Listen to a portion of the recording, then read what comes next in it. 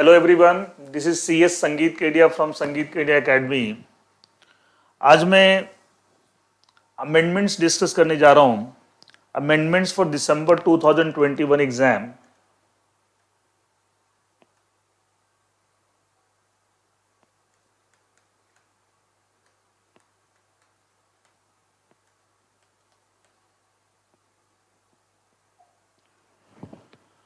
Amendments for December 2021 exam, that is what I am going to discuss in this lecture. अच्छा, पहला सवाल ये कि सब अमेंडमेंट्स फॉर दिसंबर 2021 एग्जाम किन पेपर्स के लिए हम अमेंडमेंट डिस्कस करेंगे। देखिए, 3 पेपर्स के लिए हम एक साथ अमेंडमेंट डिस्कस करेंगे। One is securities laws and capital market,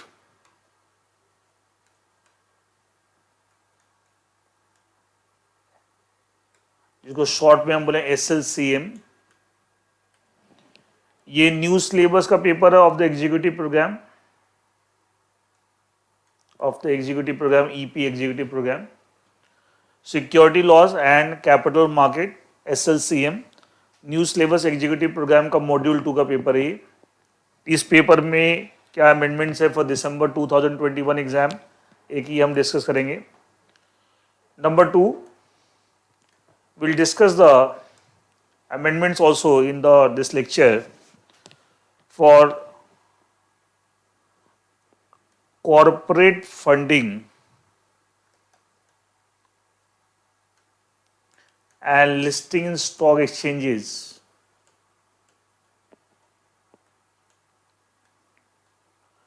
इस पेपर को शॉर्ट में हम कॉर्पोरेट फंडिंग बोलते हैं, पूरा नाम ये corporate funding and listing in stock exchanges.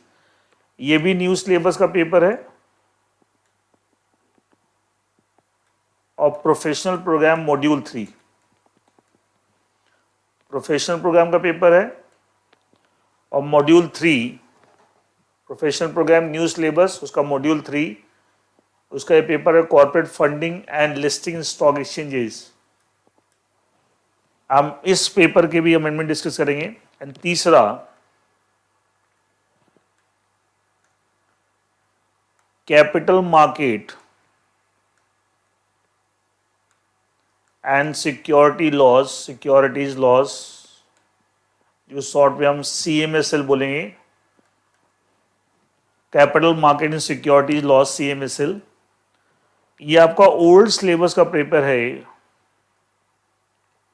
Of executive program module 2। इन तीनों पेपर्स की जो अमेंडमेंट्स हैं applicable for December 2021 exam, that is the agenda of today's class. ये हम डिस्कस करेंगे कौन कौन से पेपर, कौन से एग्जाम के लिए अमेंडमेंट्स फॉर दिसंबर 2021 एग्जाम, कौन कौन से पेपर के लिए। Security laws and capital market को हम शॉर्ट में SLCM बोलेंगे, न्यू सिलेबस एग्जीक्यूटिव प्रोग्राम का मॉड्यूल 2 का पेपर है। दूसरा, corporate funding and listing stock exchanges, जिसको शॉर्ट में हम कॉर्पोरेट फंडिंग बोलेंगे।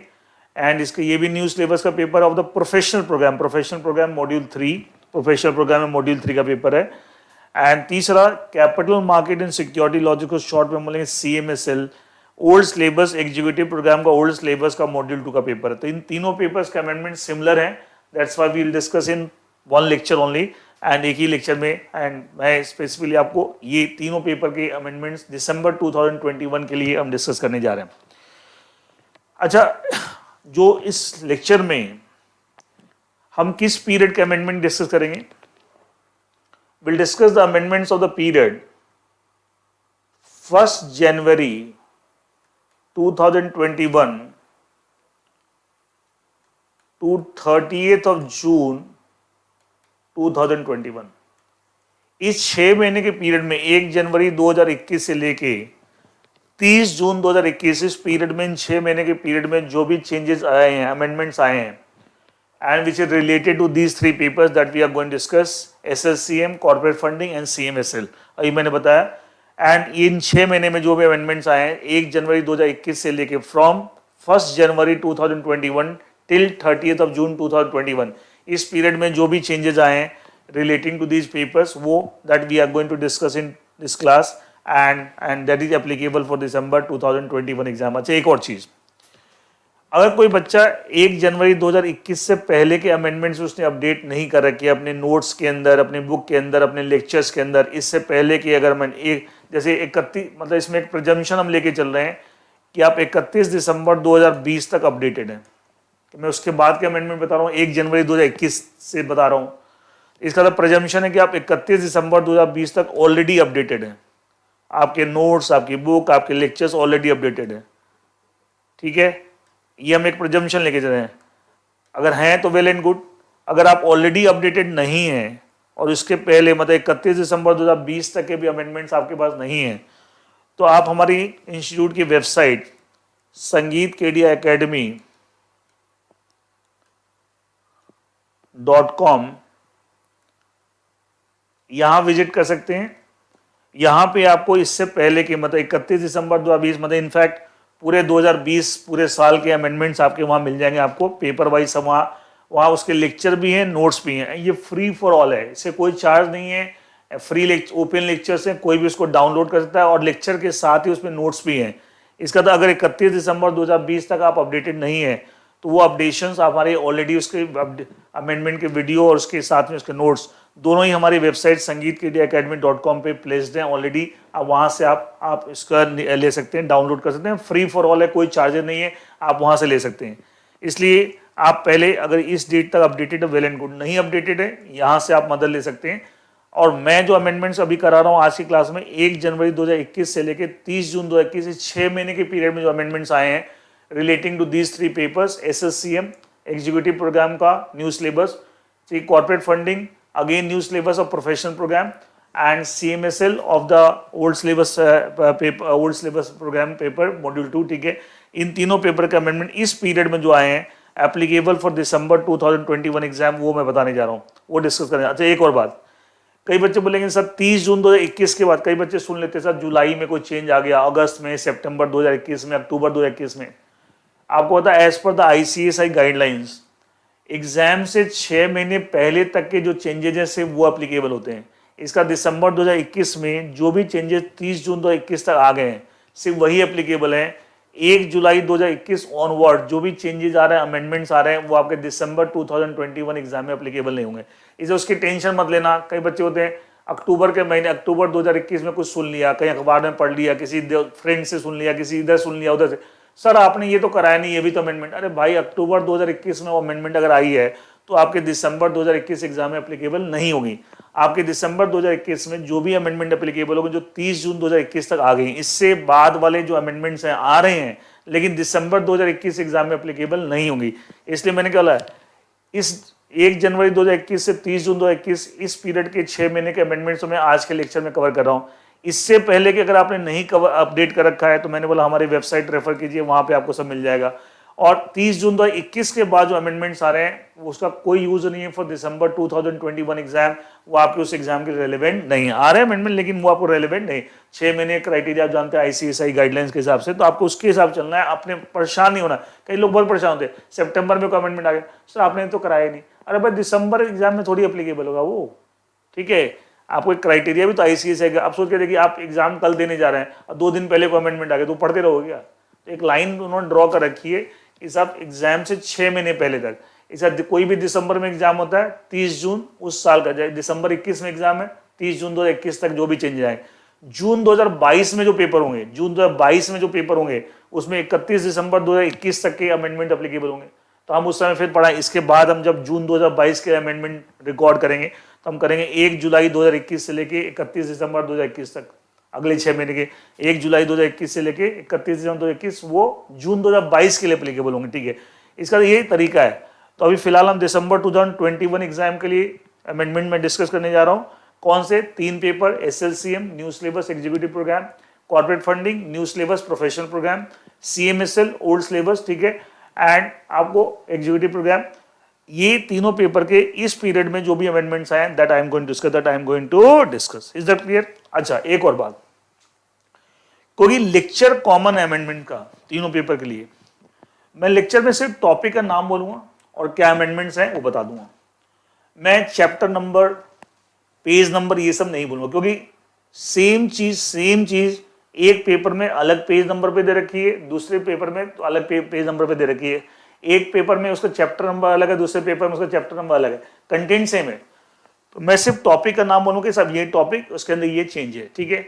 लेकिन आपको जो नोट्स मैं प्रोवाइड करूंगा, ये लेक्चर रिकॉर्ड होने के बाद हम यूट्यूब पे भी डालेंगे, तो मैं नोट्स में सबके अलग अलग बनाए हैं। SLCM के अमेंडमेंट के नोट्स अलग है, दिसंबर 2021 के लिए, CMSL के अलग है, कॉर्पोरेट फंडिंग अलग है। उसमें एग्जैक्टली नोट्स के अंदर एकदम स्पेसिफिक है, उस पेपर का सब में हेडिंग आएगी, चैप्टर नंबर क्या है, चैप्टर का नाम क्या है, पेज नंबर क्या है, उस पेज पे ये चेंज करना है, वो सारी चीजें नोट्स जो आपको मिलेंगे वो स्पेसिफिकली उस पेपर से रिलेटेड ही मिलेंगे। लेकिन मैं लेक्चर के अंदर कोई कॉमन लेक्चर है, इसलिए लेक्चर के अंदर मैं सिर्फ टॉपिक का नाम बोलूंगा, मैं चैप्टर नंबर या पेज नंबर नहीं बोलूंगा, और उस टॉपिक के अंदर क्या चेंज आए वो बताऊंगा, ठीक है। और अब बाकी आपको नोट्स, आपके तो आपके सामने नोट्स, तो आपको वही रेफर करने जिसके आप अमेंडमेंट देखेंगे, उसमें एग्जैक्टली मैंने उस पेपर के हिसाब से मैंने सब पेज नंबर, चैप्टर नंबर सब डाल रखे हैं। Is that clear to everyone? Now start with amendments. सबसे पहले amendment is the topic SEBI ICDR regulations 2018, SEBI issue of capital and disclosure requirements regulation 2018। ये तीनों पेपर के अंदर SLCA में भी है, CMSL में भी है और कॉर्पोरेट फंडिंग में भी है। SEBI issue of capital and disclosure requirement regulation 2018, इसमें क्या, इसमें सिर्फ एक अमेंडमेंट है, ओनली वन। जो इसमें आप एक टॉपिक पढ़ते हैं, further public offering FPO, and उसमें एक आपको आता है FPO में non applicability of minimum promoters contribution, regulation 112, non applicability of minimum promoters contribution, regulation 112 of these regulations. इसमें आता है कि साहब जो मिनिमम प्रोमोटर्स कंट्रीब्यूशन की जो रिक्वायरमेंट है, दो केसेस में अप्लाई नहीं होती। एक, अगर कोई लिस्टेड एंटिटी है जो FPO ला रही है, अगर उसके कोई आइडेंटिफाइबल प्रमोटर नहीं है, अगर उसके कोई आइडेंटिफाइबल प्रमोटर नहीं है, एक तो ये केस हो गया। किस केस में अप्लाई होगा? जिसके कोई आइडेंटिफाइबल प्रमोटर नहीं है। दूसरा B, अगर वो कंपनी कम से कम पिछले 3 साल से उसकी सिक्योरिटी लिस्टेड या फ्रीक्वेंटली ट्रेड हो रहे हैं on a recognised stock exchange, and company has a track record of dividend payment for last 3 years, मतलब पिछले 3 साल से उसके कंपनी के शेयर जो है frequently traded on a stock exchange, and आपको 3 साल से वो डिविडेंड कंपनी कंटिन्यूसली पे कर रही है। अगर ये दोनों कंडीशन किसी कंपनी के रिस्पेक्ट कंप्लाई हो, तो उस कंपनी पे भी अगर वो FPO ला रही है, मिनिमम प्रोमोटर्स कॉन्ट्रीब्यूशन की रिक्वायरमेंट अप्लाई नहीं होती। तो जो ए था कि साहब जिसका कोई आइडेंटिफाइबल प्रमोटर नहीं है, like ICICI bank, HDFC bank, इनके L&T, इनके कोई आइडेंटिफाइबल प्रमोटर नहीं है, अगर ये FPO लाती है तो इस पर मिनिमम प्रमोटर ही नहीं है कोई, आपका कोई आइडेंटिफाइबल प्रमोटर है तो कैसे लगेगा? तो ए वाला पॉइंट एज इट इज है, नॉन एबिलिटी। जो B पॉइंट है कि साहब कब नहीं लगता मिनिमम प्रोमोटर कॉन्ट्रीब्यूशन, B क्या था कि जिसके 3 साल से कंपनी की shares frequently traded on stock exchange and 3 साल से वो कंपनी डिविडेंड पे करे। जो B वाला पॉइंट है वो पूरा चेंज हो गया है, ठीक है, वो ऑलरेडी हट गया, उसकी जगह नया B पॉइंट आ गया है। इसका मतलब अब जो नया B पॉइंट क्या है मैं बताने जा रहा हूं। अगर एक कंपनी, एक लिस्टेड कंपनी FPO ला रही है और इसके अंदर फॉल करे जो B पॉइंट अब मैं बताने जा रहा हूं, तो उस केस में that company is exempted from the requirement of minimum promoters contribution. इसका तो जो सेकंड केस था कि मिनिमम प्रोमोटर कॉन्ट्रीब्यूशन का कंसेप्ट कब नहीं लगे FPO में, वो चेंज हो गया है, एंड वो अब नया क्या हो गया मैं बताने जा रहा हूं। देखिए, आपको मिनिमम प्रोमोटर कॉन्ट्रीब्यूशन का रिक्वायरमेंट, अगर एक इश्यूअर के रेस्पेक्ट में कोई इश्यूअर है जो FPO ला रही है, 3 कंडीशंस अगर फुलफिल होती हैं, जैसे पहले 2 कंडीशन थी कि साहब लिस्टेड हैं, 3 साल से फ्रीक्वेंटली ट्रेडेड हैं एंड डिविडेंड, तो कंडीशन भी चेंज हो गई और कंडीशन 2 की जगह 3 हो गई है। कोई इश्यूअर जो FPO ला रहा है, अगर उसके रेस्पेक्ट में 3 कंडीशन कंप्लाई हो एक साथ, 1, the equity shares of the issuers are frequently traded on a stock exchange for at least 3 years immediately preceding the reference date। ये कंडीशन तो ऑलमोस्ट सेम है जो पहले थी। इस कंपनी एक्स लिमिटेड इश्यूअर है, इसके जो इक्विटी शेयर्स हैं they are frequently traded on a stock exchange for a period of at least 3 years। कौन से 3 years? Immediately preceding the reference date. अब रेफरेंस डेट का मतलब क्या है? इस टॉपिक में सब जगह रेफरेंस डेट टर्म आ रहा है, तो रेफरेंस डेट का मीनिंग क्या है वो भी यहां पर डिफाइन मैंने कर दिया नोट्स के अंदर। रेफरेंस डेट का मतलब है the date of filing the draft offer document with SEBI, मतलब draft prospectus with the SEBI. लेकिन अगर आप फास्ट ट्रैक मेथड से पब्लिक इशू ला रहे हैं, एफयू ला रहे हैं, आप जानते हैं फास्ट ट्रैक मेथड से भी एफयू आ सकता है। अगर आप नॉर्मल प्रोसीजर से आप एफयू ला रहे हैं तो रेफरेंस डेट का मतलब जिस दिन हम सेबी को ड्राफ्ट प्रोस्पेक्टस फाइल करेंगे that date is the reference date. उससे पिछले 3 साल से उसके equity share should be frequently traded on some stock exchange, recognised stock exchange. और अगर आप फास्ट ट्रैक मेथड से अगर आप एफयू ला रहे हैं तो वहां आप जानते हैं कि सेबी को ड्राफ्ट प्रोस्पेक्टस फाइल ही नहीं होता। इनफैक्ट वहां पे फिर रेफरेंस डेट का मतलब होगा date of filing the final offer document, वही ऑफर डॉक्यूमेंट, वही prospectus with the ROC, with ROC. इसका द नॉर्मल रूट से अगर आप एफयू ला रहे हैं तो रेफरेंस डेट का मतलब क्या है, date of filing the draft offer document with SEBI. अगर आप फास्ट ट्रैक मेथड से एफयू ला रहे हैं तो वहां पर रेफरेंस डेट का मतलब क्या है, the date of filing the offer document, that is final document, that is prospectus with the ROC, with the registrar of company, with the registrar company को। आप जानते हैं वहां पे draft prospectus with the SEBI file ही नहीं होता, concept ही नहीं होता वो आपको, ठीक है, in the case of fast track method. तो रेफरेंस डेट का मतलब क्या है, उस रेफरेंस डेट से कम पिछले 3 साल से company equity share frequently traded होनी चाहिए on a recognised stock exchange, पहली condition. Second condition, that issuer has redress at least 95% of the complaints received from the investors। Investors जितनी भी कंप्लेंट्स आए उसे कम से कम 95% कंप्लेंट्स को आपने रिड्रेस कर दिया, सॉल्व कर दिया, रिजॉल्व कर दिया। अच्छा, कब तक की? Till the end of the quarter immediately preceding the month of the reference date. इसका रेफरेंस डेट जिस मंथ में फॉल कर रही है उस मंथ से पहले जो क्वार्टर क्लोज हो रहा है उस क्वार्टर तक जितनी भी कंप्लेंट्स इन्वेस्टर से आई है उसमें कम से कम 95% कंप्लेंट आप लोग इश्यूअर ने सॉल्व कर दिए, रिड्रेस कर दिए, उसको सॉल्यूशन प्रोवाइड कर दिया। इट मीन जैसे मान लिया अगर रेफरेंस डेट अक्टूबर 2021 मंथ में फॉल करती है, चाहे 1 अक्टूबर को फॉल करे चाहे 31 अक्टूबर, उससे पहले वाला क्वार्टर कब क्लोज हो रहा है, जुलाई टू सितंबर 2021। अच्छा, नवंबर में भी अगर मान लिया रेफरेंस डेट फॉल करती है या दिसंबर में, तब भी आपको प्रीवियस क्वार्टर कौन सा होगा, कोई देखा जाए चाहे वो अक्टूबर का महीना हो रेफरेंस डेट का, चाहे नवंबर का महीना हो, चाहे दिसंबर का, कोई फर्क नहीं पड़ता। क्यों? अगर दिसंबर में भी रेफरेंस डेट फॉल करती है या नवंबर में फॉल करती है तो उससे पहले क्वार्टर कौन सा क्लोज रहा है, जुलाई टू सितंबर। भाई आपको अगस्त टू अक्टूबर कोई क्वार्टर नहीं होता। अब क्वार्टर कैसे होते हैं, January to March, April to June, July to September, October to December. It means whether the reference date is falling in the month October और नवंबर, दिसंबर, जो उसके प्रीसीडिंग क्वार्टर जो होगा वो क्या होगा, जुलाई टू सितंबर। इट मींस आपको जो भी आपको रेफरेंस डेट का मंथ है, मतलब जिस मंथ में रेफरेंस डेट फॉल कर रही है, रेफरेंस डेट का मतलब वही लेना है। तो उसके पहले जो क्वार्टर क्लोज हुआ है उस क्वार्टर के एंड तक जितनी भी कंप्लेंट्स आई है इन्वेस्टर से, उसकी कम से कम 95% कंप्लेंट कंपनी ने जरूर एड्रेस कर दी है, सॉल्व कर दी इश्यूअर ने, तभी आपको आप प्रोमोटर कॉन्ट्रीब्यूशन के रिक्वायरमेंट से आप एग्जेम्प्ट हो जाएंगे, आप पे अप्लाई नहीं होगा। सेकेंड, मतलब इन्वेस्टर फ्रेंडली होनी चाहिए, इन्वेस्टर की कंप्लेंट्स का आप ध्यान रख रहे हैं। Third condition, the issuer has been in compliance with the provisions of SEBI LODR regulation, SEBI Listing Obligation Disclosure Requirement Regulation 2015 for a minimum period of 3 years immediately preceding the reference date। सब में 3 साल का concept, सब में वही preceding the reference date, ठीक है, reference date से लिंक कर रहे हैं। तो बोला जो रेफरेंस डेट है उससे कम से कम पिछले 3 साल से ईश्वर सेबी LODR के प्रोविजन प्रॉपर्ली कंप्लाई करा, उसके कंप्लायंस करने में कोई कॉन्ट्रावेंशन नहीं होना चाहिए, नॉन कंप्लायंस नहीं होना चाहिए। अगर है तो फिर उस केस में आपको मिनिमम प्रोमोटर कंट्रीब्यूशन के रिक्वायरमेंट से एग्जेम्पशन नहीं मिलेगी। It means if all the 3 conditions are satisfied in respect of issuer which is coming out with an FU, then that issuer is exempted from the requirement of minimum promoter contribution। कौन सी 3 condition? उसके equity shares are frequently traded on a recognised stock exchange for a period of at least 3 years immediately preceding the reference date। The issuer redress at least 95% of the complaint received from the investor till the end of the quarter, which quarter? Immediately preceding the month of the reference date। And the last is the issuer must be in compliance of the provisions of SEBI LODR Regulation 2015, Listing Obligation Disclosure Requirement Regulation 2015 for a period of at least 3 years, for a period of minimum 3 years preceding the reference date, immediately preceding the reference date का मतलब सब जगह वही लेना पूरे topic में। तो इसका मतलब पहले जो था कि साहब कम 3 आप फ्रीक्वेंटली ट्रेडेड शेयर्स हैं 3 साल से और 3 साल से डिविडेंड पे कर रहे हैं, तो वो हटके उसकी जगह आपको ये आ गया, तीनों कंडीशन फुलफिल हो रही है in respect of issuer coming out FU, then it is exempted from the requirement of minimum promoters contribution.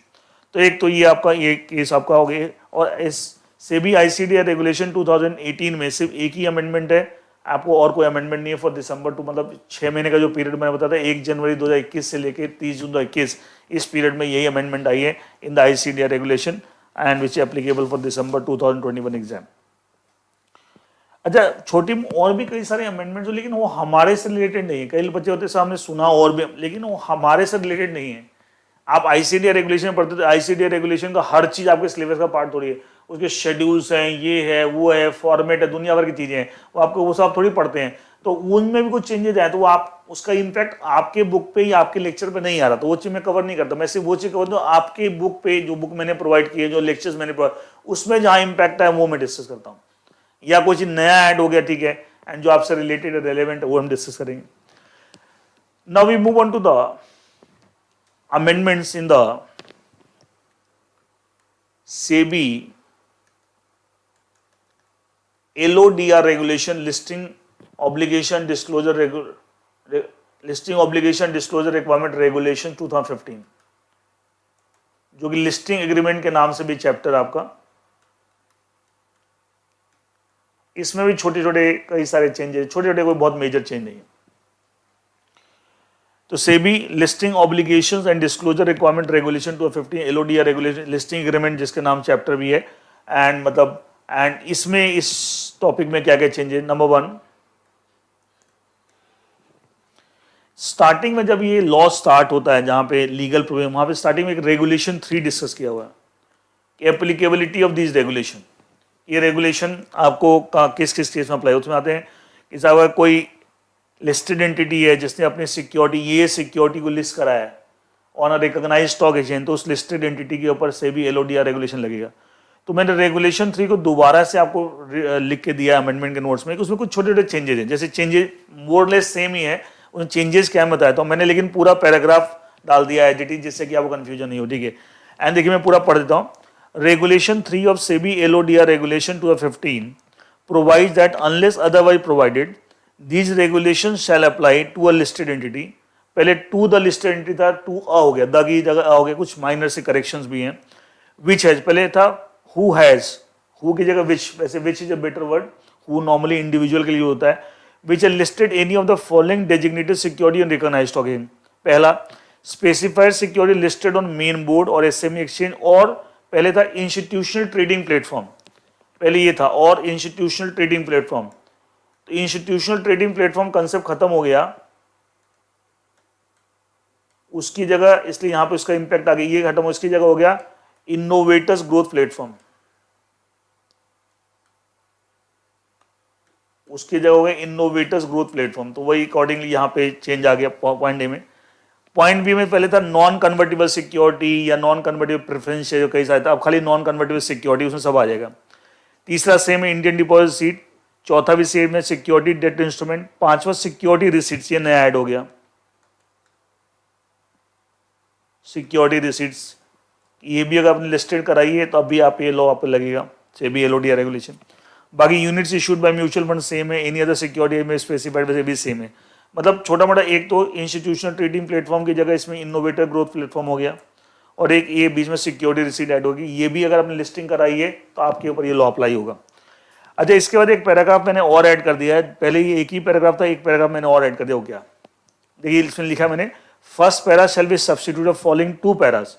तो फर्स्ट पैरा की जगह फर्स्ट पैरा आ गया, उसमें छोटे मोटे चेंजेस मैंने आपको बता दिए। इसके लिए एक पैरा और ऐड है, उसमें क्या लिखा हुआ है। अच्छा, सेबी LODR रेगुलेशंस के अंदर कुछ कुछ ऐसे प्रोविजंस है, कुछ कुछ जो ये बोलते हैं कि सर अगर आपकी कंपनी की मार्केट, या आप टॉप 1000 लिस्टेड कंपनी में आते हैं अकॉर्डिंग टू मार्केट कैपिटलाइजेशन, तो आप पे ये वाला प्रोविजन लगेगा, सब सारी लिस्टेड एंटिटी में लगेगा। तो मान लिया एक कंपनी, एक लिस्टेड एंटिटी टॉप 1000 में जो भी मतलब क्राइटेरिया उसमें फॉल करती है, तो वो पर्टिकुलर प्रोविजन पे लगना शुरू हो गया। हो सकता है कि अगली साल वो टॉप 1000, क्योंकि वो हम जब निकालते हैं market capitalisation as on a particular date, closing date of financial year, तो मान लीजिए एक पर्टिकुलर फाइनेंशियल क्लोजिंग डेट के हिसाब से वो टॉप 1000 लिस्टेड एंटिटी में आ रही है अकॉर्डिंग टू मार्केट कैपिटलाइजेशन, लेकिन मान लीजिए अगले साल नहीं आ रही। लेकिन एक बार अगर आप पे वो लॉ लग गया, वो प्रोविजन लग गया, बाद में भले आपकी मार्केट कैपिटलाइजेशन के हिसाब से आप टॉप 1000 में नहीं आ रहे, मतलब उस क्राइटेरिया फिट नहीं है, फिर भी आप पे वो लॉ लगता रहेगा। मतलब अब उस प्रोविजन से आप ये नहीं कि साल एक साल लगा, तो पहले नॉर्मली हम भी ये पढ़ाते थे कि हर फाइनेंशियल ईयर वाइज चेक करना पड़ेगा। जैसे अभी अमेंडमेंट में एक पॉइंट आएगा, business responsibility report BRR, regulation 34। तो उसमें था कि साहब जो टॉप 1000 लिस्टेड एंटिटी है, ठीक है, हर साल चेक कीजिए कि पिछले साल जो क्लोज हुआ, जैसे मान ली 21-22 में आपको BRR के प्रोविजन कंप्लाई करने तो इसके लिए 20-21 आपको 21-22 में वो करना है कि नहीं करना। तो 20-21 में आप देखिए कि साहब 20-21 में आपका 31 मार्च 2021 को आपकी टॉप 1000 में आप आते हैं कि नहीं आते। अगर आते हैं तो 21-22 में कंप्लाई करना है। फिर 31 मार्च 2022 को देखिए, अगर नहीं आते तो 22-23 में नहीं कंप्लाई कर। पहले हम भी ऐसे पढ़ाते, लेकिन अब इन्होंने ये चीज ऐड कर दिया अमेंडमेंट से कि साहब एक बार आप अगर एक मार्केट कैपिटलाइजेशन के हिसाब से आप फॉल करते हैं और आप पे एक पर्टिकुलर प्रोविजन अप्लाई होता है, उसके बाद आप भले उस ब्रैकेट में फॉल नहीं भी करते तो एक बार प्रोविजन तो आप you will continue to be govern by that provision. And ये नहीं कि बाद में आप उसमें नहीं फॉल करते। तो ये मतलब एक बार आप कवर हो गए तो उसके बाद हर साल चेक करने की जरूरत नहीं है आपको। बेसिकली एक बार कवर हो गए, आपको लॉ फॉलो करना शुरू कर दिया और प्रोविजन आगे हमेशा फॉलो करना। देखिए ये सेकेंड पैराग्राफ क्या ऐड हुआ जो मैंने एक्सप्लेन किया रेगुलेशन 3 में।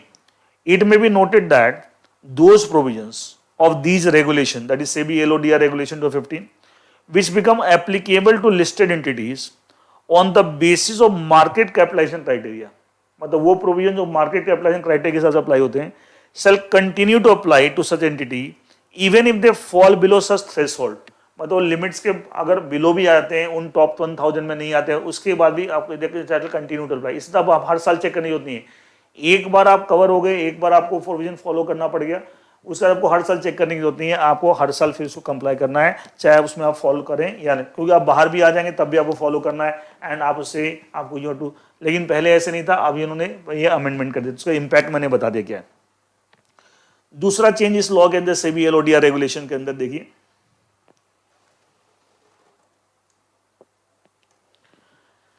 Second change that is the financial results regulation 33 आप जो पढ़ते हैं,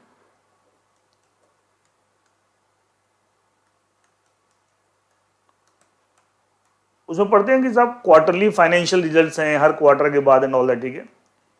उसमें एक पॉइंट आपको आता है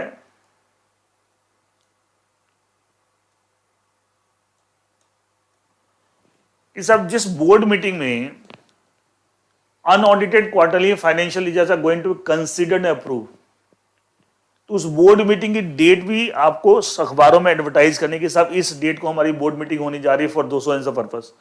दो अखबारों में, इंग्लिश के और वर्नाकुलर लैंग्वेज अखबार में उसको एडवर्टाइज करना है।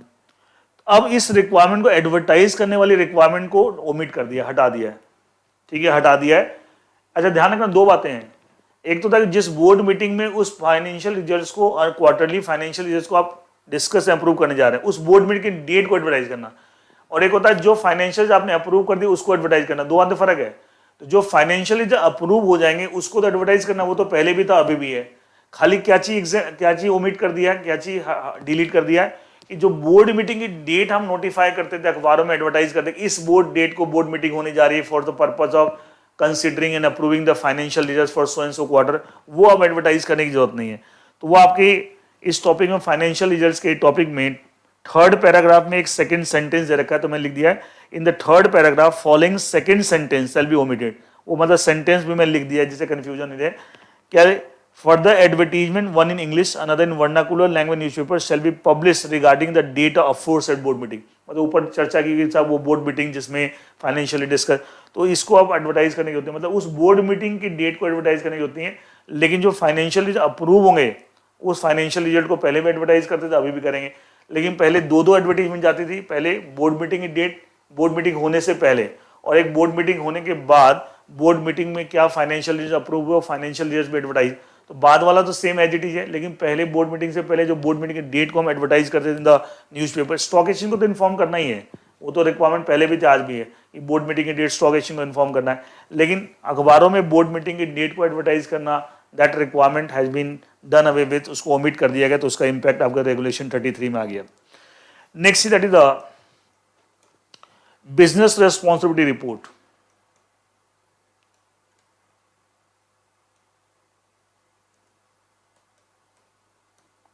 BRR regulation 34। इसमें आप पढ़ते हैं रेगुलेशन 34 में कि जो टॉप 1000 लिस्टेड एंटिटीज हैं उनको एक बिजनेस रिस्पॉन्सिबिलिटी रिपोर्ट बनानी है, that will become the part of annual report. वो जो प्रोविजन लिखा हुआ है एज इट इज में कुछ नहीं चेंज है। इसमें लास्ट में एक पैराग्राफ जहां टॉपिक खत्म हो रही है उसमें लास्ट में एक पैराग्राफ और ऐड कर दिया हमने। वो अमेंडमेंट्स है क्या कि सर जो BRR बनाने की जो रिक्वायरमेंट है रेगुलेशन 34 में वो 21-22 फाइनेंशियल ईयर 2021-2022 तक चलेगी बस। इसके बाद फ्रॉम यहां तक चलेगी 2022-23 से ये रिक्वायरमेंट हट जाएगी। इसकी जगह जो टॉप कंपनी वही है, top 1000 listed entity according to market capital सब कुछ सेम है। 22-23 से उनको BRR नहीं बनाना, उसकी जगह बनाना है business responsibility and sustainability report. इसका फॉर्मेट क्या होगा ये भी सेबी प्रिस्क्राइब करेगा। इट मीन्स जो आपके ऑलरेडी रेगुलेशन 34 में लिखा हुआ एडिटी रहेगा, उसी में लास्ट में एक पैराग्राफ ऐड हो गया कि साहब जो ये रिक्वायरमेंट है BRR बनाने की bye top 1000 listed entity all that वो 21-22 के बाद नहीं होगा, 21-22 तक चलेगा। 22-23 से उसकी जगह वही टॉप 1000 लिस्टेड एंटिटी क्या बनाएंगे business responsibility and sustainability report. नाम चेंज हो गया, उसका फॉर्मेट क्या होगा वो सेबी प्रिस्क्राइब करेगा।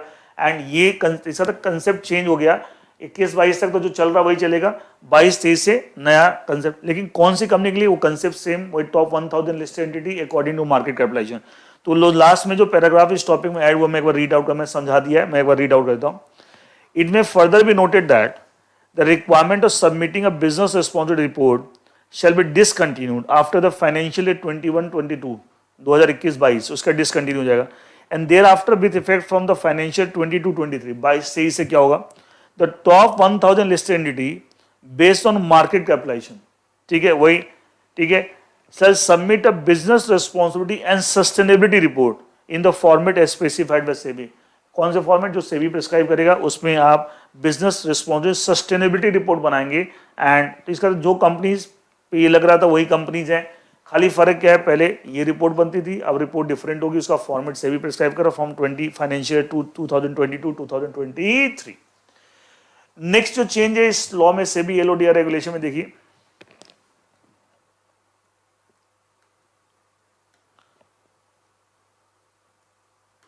एक क्या है, एक आप टॉपिक पढ़ते certificate regarding dispatch of security certificate regulation 40 है।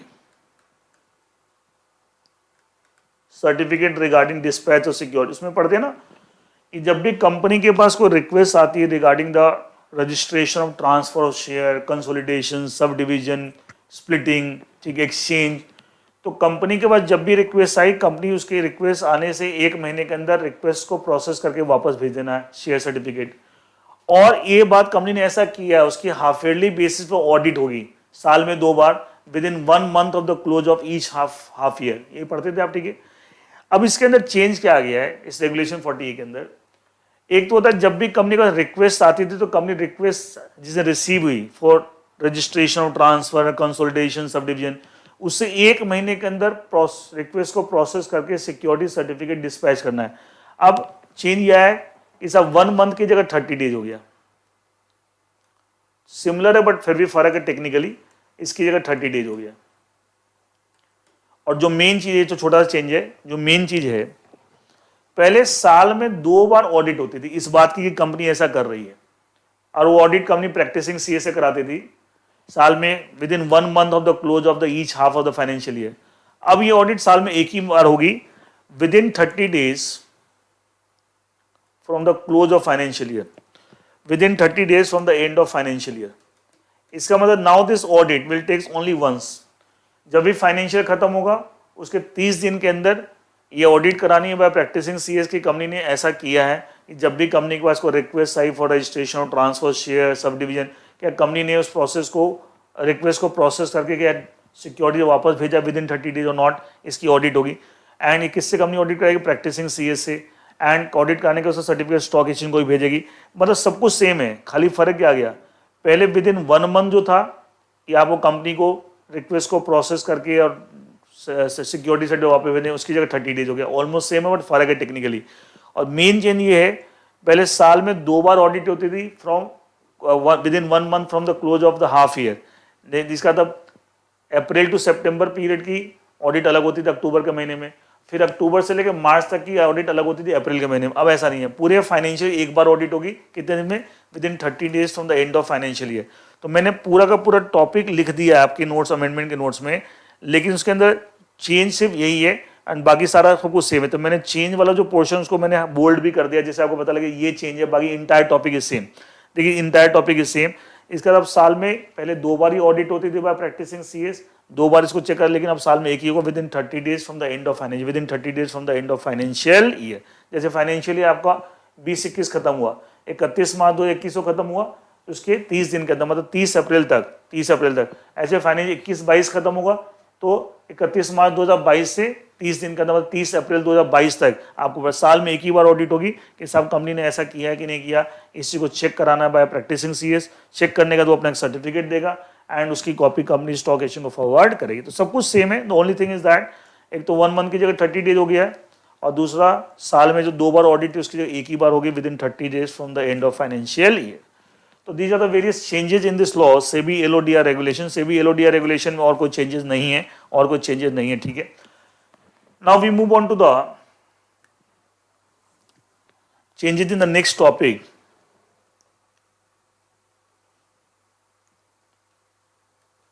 जो कॉर्पोरेट गवर्नेंस, वैसे ये भी एलओडीआर का ही पार्ट है वैसे तो, लेकिन मैंने हर जगह ये अलग चैप्टर बना रखा corporate governance.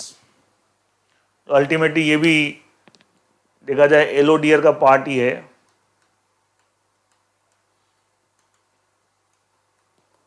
But corporate governance करके एक नया सेपरेट चैप्टर आपको सब जगह एसएलसीए में भी है, सीएमएसएल में भी है, ठीक है। आपको सब जगह आपको सेपरेट चैप्टर देखिए। तो इस चैप्टर में कॉर्पोरेट गवर्नेंस चैप्टर के अंदर क्या क्या चेंज है that I am going to discuss.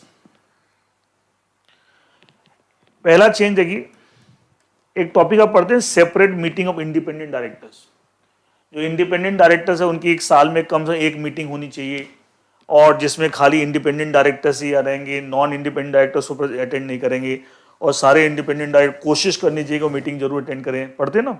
तो दैट वो जो आपका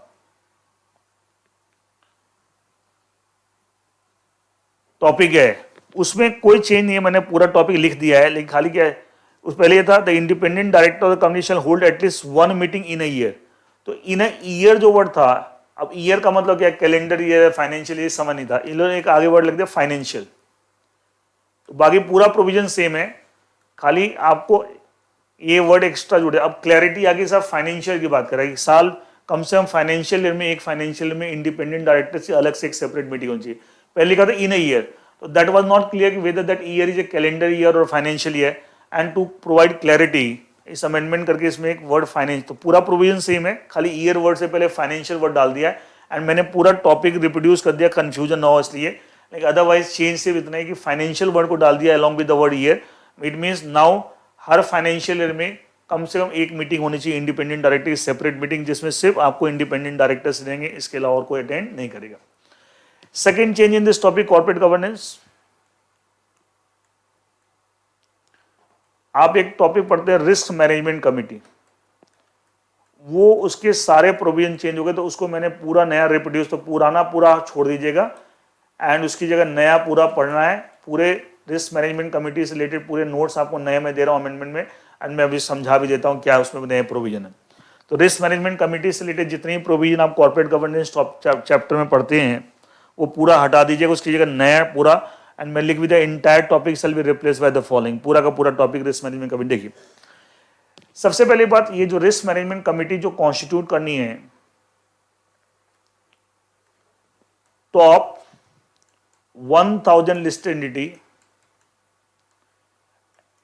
कौन सी listed entity which are as per the market capitalization, market capitalization of the last day of the preceding financial year, मतलब पिछले फाइनेंशियल का जो लास्ट डे उसके हिसाब से जो मार्केट कैपिटलाइजेशन है, उसके जो टॉप 1000 लिस्टेड एंटिटी जो भी उसमें फॉल करती हैं, उसके board of directors they shall constitute this committee called risk management committee. उनको इसका जो टॉप 1000 में नहीं आती उनको कॉन्स्टिट्यूट नहीं करना, लेकिन जो टॉप 1000, लेकिन अभी हमने पढ़ा था कि साहब एक बार आपने कॉन्स्टिट्यूट कर लिया, बाद में आप अगले साल टॉप 1000 में नहीं भी आए तब भी आपकी कमिटी चलेगी। ये नहीं कि साहब क्योंकि पता ना एक बार एक प्रोविजन लग गया according to market capitalisation shall continue to apply, अगर उसके बाद भी आप होते कि लिखा था बोर्ड ऑफ डायरेक्टर्स और top 1000 listed entity determine on the list of one तो कैसे determine on basis of market capitalisation as at the end of immediate previous financial year, पिछले फाइनेंशियल का जो लास्ट डेट है on as at the end of the immediate previous financial year shell constitute risk management committee. मतलब इसका तो पूरा ये topic risk management committee का सिर्फ उन कंपनीज को फॉलो करना है जो टॉप 1000 लिस्टेड एंटिटी में आती हैं as per market capitalisation on the last day of the previous financial year. और एक बार आ गई तो आपको बनाना है committee, board of director constitute करेगी और उसका कंटिन्यूसली प्रोविजन फॉलो करना है। अच्छा, इस कमेटी की स्पेशलिटी है, नॉर्मली कोई भी कमेटी ऑफ डायरेक्टर्स होती है तो उन कमेटी ऑफ डायरेक्टर्स में सिर्फ डायरेक्टर्स ही आपको उसका पार्ट होते हैं, ठीक है, सर्टेन डायरेक्टर, बट डायरेक्टर से अलावा और लोग उस नाम है कमेटी ऑफ डायरेक्टर। इसलिए हम रिस्क मैनेजमेंट कमेटी को risk management committee of director नहीं बोल रहे, इसमें डायरेक्टर्स के अलावा अदर्स भी हो सकते हैं। तो इसमें यूनिक बात क्या है, इस कमेटी के अंदर डायरेक्टर्स तो होंगे, डायरेक्टर्स के अलावा कुछ सीनियर एग्जीक्यूटिव्स को भी इस कमेटी का पार्ट बना सकते हैं। जो कंपनी के सीनियर एग्जीक्यूटिव्स हैं, maybe who they are not directors of the company but who are working at a senior level in the company, they can also be made the part of this committee. तो directors plus senior executive दोनों ही इसका part होते हैं, खाली ऐसा नहीं खाली डायरेक्टर्स कमेटी का पार्ट हो, ऐसा नहीं है। अब ये तो ये बात होगी। अब इसकी कंपोजिशन देखिए, रिस्क मैनेजमेंट कमेटी कंपोजिशन,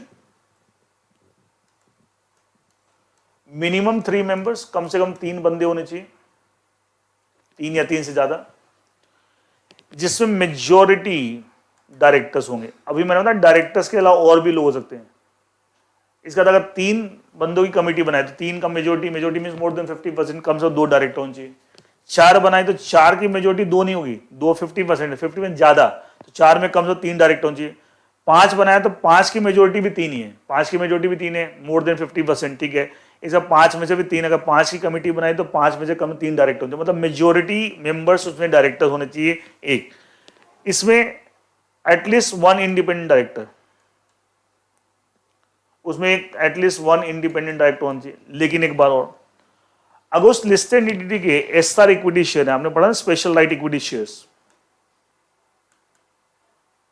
तो उस केस में जो at least 1 independent director requirement change हो जाएगी, minimum 2/3 of the total members in the committee should be independent director. It mean कम से कम 3 मेंबर होने चाहिए, जिसमें majority of them should be directors, उसमें कम से कम एक डायरेक्टर इंडिपेंडेंट डायरेक्टर होना चाहिए। लेकिन अगर आपके एसआर इक्विटी शेयर आउटस्टैंडिंग है, स्पेशल राइट इक्विटी शेयर, तो उसमें एक की बजाय टोटल जितने डायरेक्टर्स आप जो टोटल जितने मेंबर्स उस कमेटी में हैं, टोटल मेंबर्स उस कमेटी के अंदर जितने भी हैं, उसका कम से कम 2/3 आपको इंडिपेंडेंट डायरेक्टर होने चाहिए। जैसे हमारे 3 मेंबर ही हैं तो 3 का 2/3 2, तो 2 कम से कम इंडिपेंडेंट डायरेक्टर होने चाहिए। 4 अगर टोटल मेंबर हैं तो इस कमेटी के अंदर 4 का 2/3 इंडिपेंडेंट डायरेक्टर होने चाहिए। इसका requirement of number of independent director जो एक थी कम से कम, वो चेंज हो जाएगी अगर आपके एसआर इक्विटी शेयर है। अच्छा, इस रिस्क मैनेजमेंट कमेटी का चेयरमैन हमेशा कोई डायरेक्टर ही होगा, मैंने बोला और सीनियर एग्जीक्यूटिव का पार्ट हो सकते हैं बट वो चेयरमैन नहीं बन सकते, ठीक है। Chairman of this committee will only be someone who is a part of the board of director, and आपको non director can not be the chairman of risk management committee. अब regarding the meetings of this committee, ये composition हो गया। Minimum 2 meetings इन year, साल में कम से कम 2 meeting, और यह भी इंश्योर करना है कि 2 लगातार जो मीटिंग होगी, gap can be maximum 180 days. मतलब एक रिस्क मैनेजमेंट कमेटी की मीटिंग हुई, मान लिया मीटिंग नंबर 1 M1, मीटिंग 2, तो ये गैप 180 दिन से ज्यादा, जो मैक्सिमम 180 डेज। फिर मीटिंग 3, ये गैप 180 डेज से मतलब 180 डेज या उससे कम, उससे ज्यादा नहीं होना चाहिए, मैक्सिमम 180 डेज होता है। मीटिंग 4, मैक्सिमम 180 डेज, मतलब इससे ज्यादा गैप नहीं होना चाहिए between the 2 consecutive meetings of the risk management committee. और साल में कम से कम 2 मीटिंग होनी चाहिए, साल में कम, एक फाइनेंशियल ईयर में कम से कम इनकी 2 मीटिंग होनी चाहिए। और साथ में ये ध्यान रखना है कि 2 जो कंटिन्यूअस कंसेक्यूटिव मीटिंग है उसके बीच में गैप 180 दिन से ज्यादा नहीं होना चाहिए। ना इनकी मीटिंग का कोरम क्या होगा, कोरम की क्या रिक्वायरमेंट देखिए। Regarding the quorum it says that the quorum of the risk management committee shall be, the quorum of the risk management committee shall be 1/3 of the members in the committee or 2 members whichever higher। 1/3 calculate कर, मान ली 3 total आपके member हैं, 3 का 1/3 1 हुआ, 1 और 2 विच higher, तो higher कौन सा होगा 2, 4 है, 4 का 1/3, अच्छा फ्रैक्शन 1/3 की कैलकुलेशन कोई भी फ्रैक्शन है always on the higher side, ठीक है, जैसे कंपनी लॉ में आप बोर्ड मीटिंग का कोरम कैलकुलेट करते हैं वैसे ही, तो 1/3 ऑफ द टोटल स्ट्रेंथ जितने भी आपको, और any fraction on the higher side और 2 विच हायर, और साथ में ये भी ध्यान रखना है कम से कम एक डायरेक्टर जरूर प्रेजेंट हो। अच्छा ऐसा होगा पहले ये नंबर की रिक्वायरमेंट पूरी हो गई, लेकिन जो भी प्रेजेंट है सब नॉन डायरेक्टर हैं, जो भी प्रेजेंट है सब नॉन, ऐसा नहीं होना चाहिए, कम से कम एक डायरेक्टर जरूर प्रेजेंट होना चाहिए, वो भी साथ में कंडीशन है। इसमें 1/3 of the total members of committee और 2 members whichever is higher, and 1/3 में कोई फ्रैक्शन आएगा always on the higher side, और साइमल्टेनियसली ये भी ध्यान रखना है कि कम से कम एक डायरेक्टर मीटिंग में जरूर हो, मतलब ऐसा ना हो कि साहब एक भी डायरेक्टर नहीं, खाली नॉन डायरेक्ट, पता ना इस कमिटी के अंदर डायरेक्टर के अलावा non director can also part of this committee, तो आपको एक कम से कम एक डायरेक्टर भी होना चाहिए, तब जाके कोरम कॉन्स्टिट्यूट माना जाएगा। अच्छा इस कमिटी की जो है द बोर्ड, इसका रोल क्या होगा, देखिए the board of directors will define the role and responsibility of risk management committee. Obviously जब इस कमिटी को कॉन्स्टिट्यूटिव बोर्ड कर रहा है तो इसकी रोल क्या होगा इस कमिटी का, इसकी रिस्पॉन्सिबिलिटी क्या होगी, who will define that, board of director, and the board of director में delegate monitoring and reviewing of the risk management plan to the this committee. मतलब कंपनी की जो आपके रिस्क मैनेजमेंट प्लान है, रिस्क को कैसे मैनेज करना है, कंपनी के बिजनेस को जो भी रिस्क है उसमें कैसे मैनेज करना है, उससे रिलेटेड जो भी प्लान है उस प्लान की मॉनिटरिंग, उसकी रिव्यूइंग, इस चीज का काम भी आपको बोर्ड ऑफ डायरेक्टर, ये काम बोर्ड का है, it may delegate to home to the risk management committee, और साथ में और भी फंक्शन उसको डेलीगेट कर सकते हैं including the function of cyber security. Cyber security आज के दिन आप जानते हैं आईटी से रिलेटेड ऑल दैट, ये सारे फंक्शन मतलब बेसिकली ये सब फंक्शन भी ये डेलीगेट कर सकते हैं, बोर्ड का काम है, board may delegate to the risk management committee. इसके अलावा और भी कुछ फंक्शन डेलीगेट बोर्ड करना चाहता है as the board may think fit, it can be delegated by the board of director to the risk management committee. तो ये पूरे नए प्रोविजंस है रिस्क मैनेजमेंट कमिटी के जो मैंने एक्सप्लेन कर दिया है, पहले वाले पूरे प्रोविजन आप डिलीट कर दीजिएगा, उसकी जगह पूरे इसमें काफी सारे चेंजेस थे तो मैंने बीच में चेंजेस करने के बजाय पूरे एक फ्रेश तरीके से आपको बता दिया क्या है।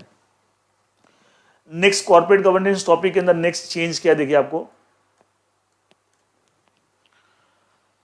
एक टॉपिक आपका क्वार्टरली कंप्लायंस रिपोर्ट।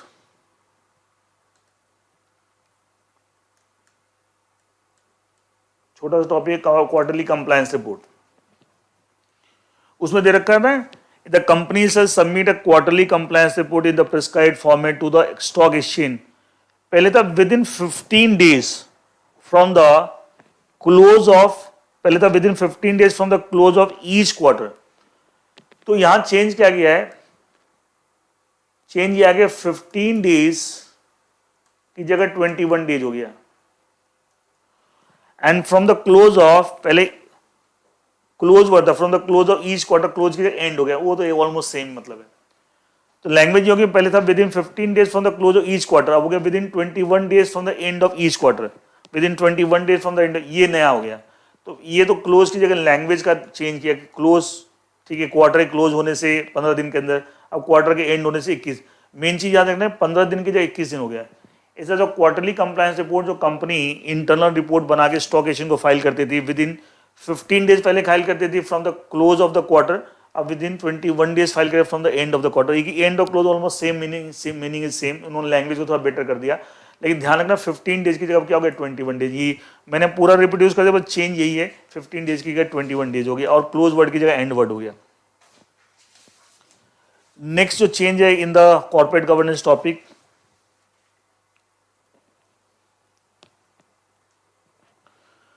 एक टॉपिक आपको होल्डिंग एंड सब्सिडरी कंपनी।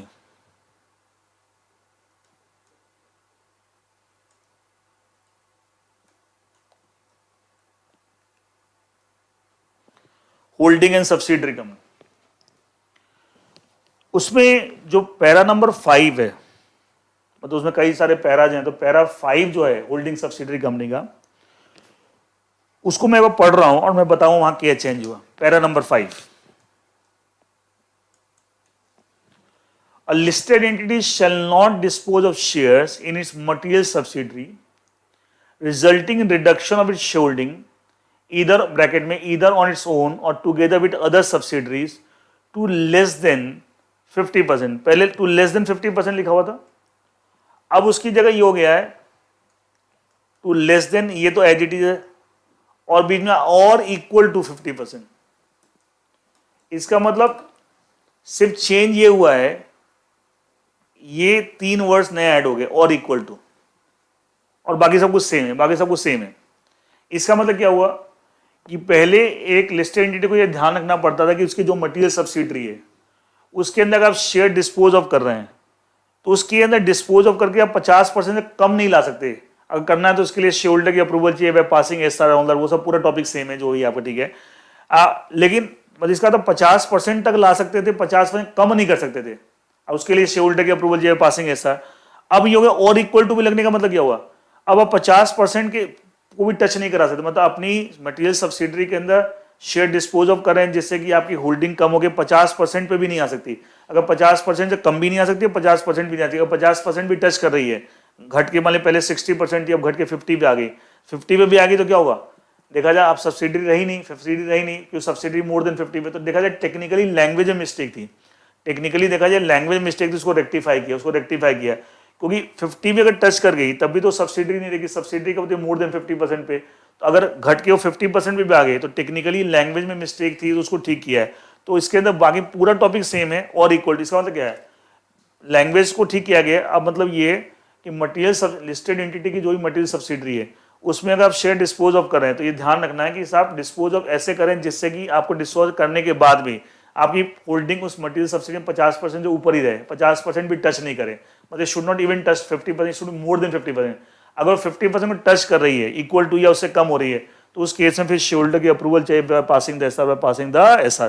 पहले खाली था कि लेस देन 50 होने पे ही एसआर चाहिए, 50 टच होने पे 50 एसआर नहीं चाहिए, लेकिन वो टेक्निकली लैंग्वेज मिस्टेक थी, उसको ठीक किया गया, लैंग्वेज मिस्टेक थी। बाकी पूरा टॉप मैंने पूरा पैराग्राफ, क्योंकि ऐसे बताने में दिक्कत होती है कि यहाँ पर और इक्वल टू डाल लेना, तो मैंने क्या किया, पूरा पैराग्राफ, पूरा टॉप पैराग्राफ 5 को रिप्रोड्यूस कर दिया अमेंडमेंट के नोट्स में, लेकिन उसको मैंने इक्वल टू को बोल्ड भी कर दिया जिससे पता लग जाए कि ये सिर्फ ऐड हुआ है, बाकी पूरे पैराग्राफ में कोई चेंज नहीं है। पूरे पैराग्राफ में इसको मैंने बोल्ड कर दिया है जिससे पता लग जाए बाकी पूरे पैराग्राफ में पूरे कोई चेंज नहीं है। Next change in the topic corporate governance, देखिए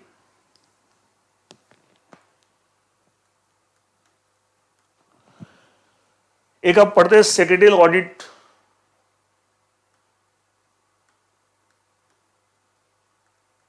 रेगुलेशन 24A, ये आप पढ़ते थे पहले से। इसकी जगह जो हो गया है सेक्रेटरियल ऑडिट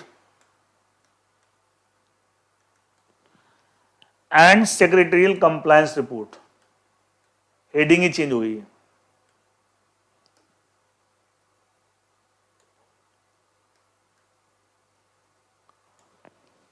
रेगुलेशन 24A,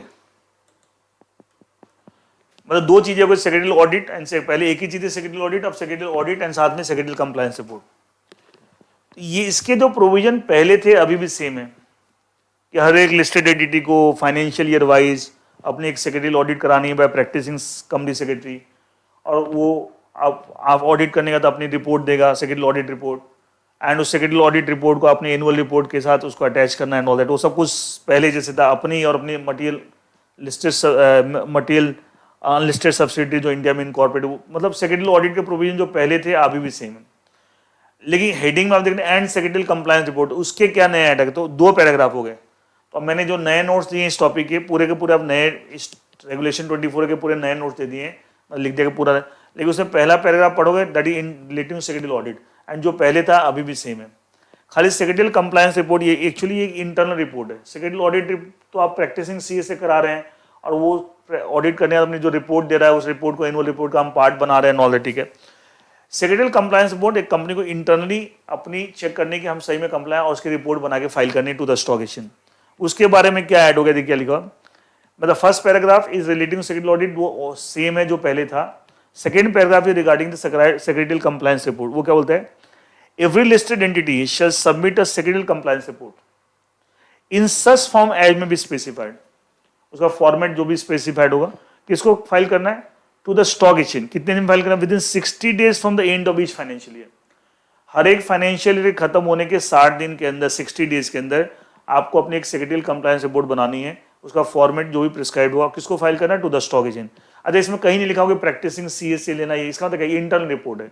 एक कंपनी इंटरनली अपने लेवल पे चेक करेगी कि साहब हम सारे सेक्रेटरियल जो भी नॉर्म्स हैं, लॉज हैं, हम फॉलो करें कि नहीं करें, उसके बेसिस पे एक रिपोर्ट बनाएगी, that is called secretary compliance report. उसका फॉर्मेट वगैरह प्रिस्क्राइब होगा, किसको फाइल करेगी, टू द स्टॉक एक्सचेंज। कितने दिन में, within 60 days from the close of the from the end of the each financial year.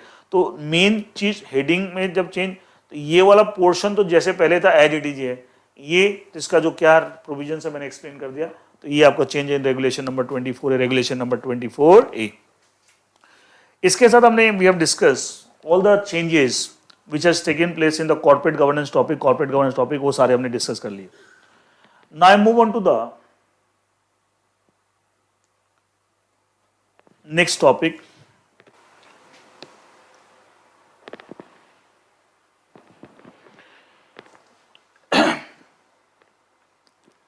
देखिए आपका एक चेंज, एक छोटा अमेंडमेंट है, एंड वो अमेंडमेंट आपका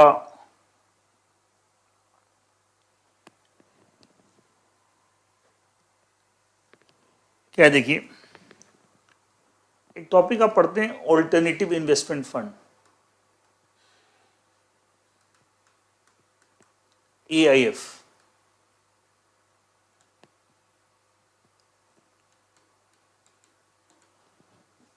ऑल्टरनेटिव इन्वेस्टमेंट फंड, ये जो टॉपिक है मैं बता दूं कहां पे है। CMSL जो ओल्ड सिलेबस का पेपर है एग्जीक्यूटिव प्रोग्राम का, capital market and security law, वो वहां पे चैप्टर नंबर 12 है आपका कलेक्टिव इन्वेस्टमेंट स्कीम। उसके अंदर, उस चैप्टर के अंदर एक टॉपिक है ऑल्टरनेटिव इन्वेस्टमेंट फंड।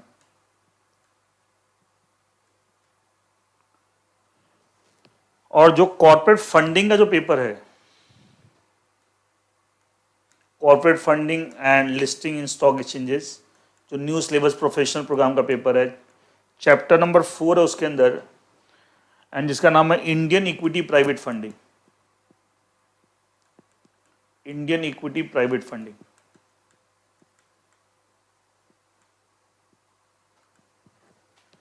इसका मतलब चेंज इस टॉपिक में ऑल्टरनेटिव इन्वेस्टमेंट फंड, ये topic CMSL old syllabus executive program में कहां पे, चैप्टर 12 में कलेक्टिव इन्वेस्टमेंट स्कीम में, चैप्टर का नाम है।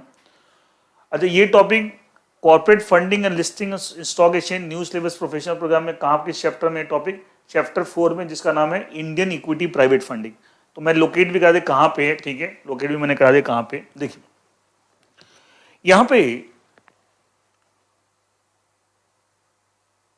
क्या चेंज है ऑल्टरनेटिव इन्वेस्टमेंट फंड इस टॉपिक के अंदर। शुरू में इसमें डेफिनेशन दे रखी हैं ऑल्टरनेटिव इन्वेस्टमेंट फंड टॉपिक के अंदर, उसमें लास्ट डेफिनेशन दे रखी है वेंचर कैपिटल अंडरटेकिंग की, वो डेफिनेशन चेंज हो गई है, वेंचर कैपिटल अंडरटेकिंग।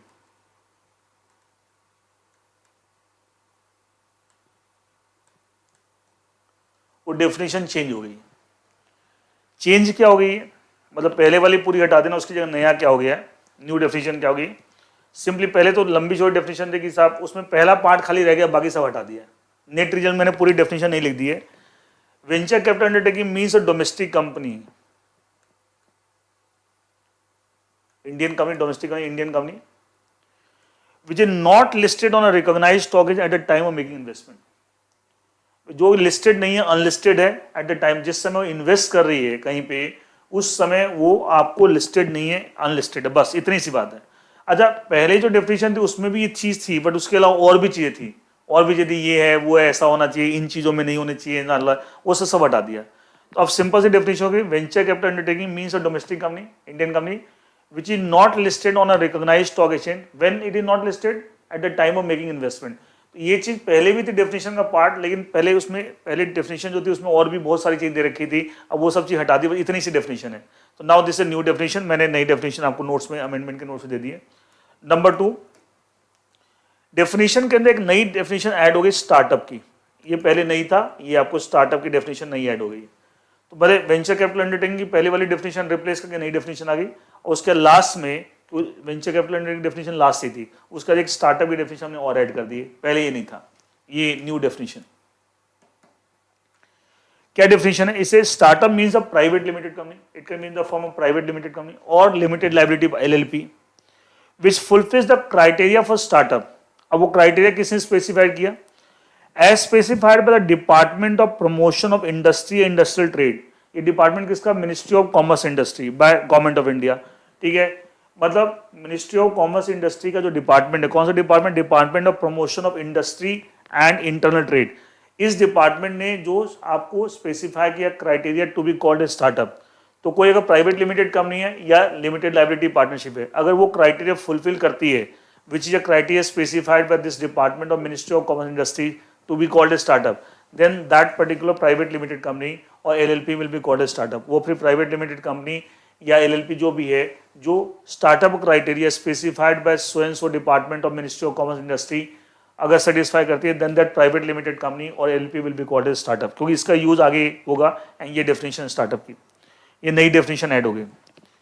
नेक्स्ट इस टॉपिक के अंदर ऑल्टरनेटिव इन्वेस्टमेंट फंड के अंदर और क्या चेंज है देखिए। एक आप टॉपिक पढ़ते हैं इसके अंदर, मतलब ऑल्टरनेटिव इन्वेस्टमेंट फंड के अंदर एक आपका टॉपिक आता है इन्वेस्टमेंट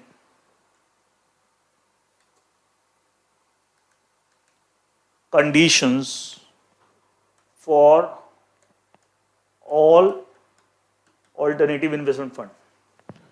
जितने भी ऑल्टरनेटिव इन्वेस्टमेंट फंड हैं वो जो इन्वेस्ट करते हैं, इन्वेस्टमेंट बाय देम, तो उसमें कुछ कंडीशंस हैं।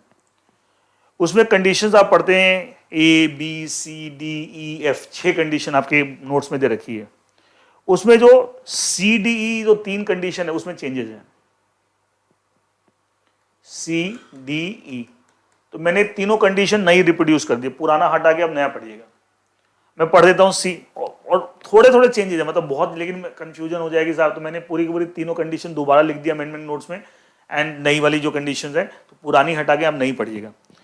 देख क्या लिखा हुआ है, see category 1 and 2 of AIF shall invest not more than 25% of the investable funds in an investee company directly or through the investment in the units of other AIF।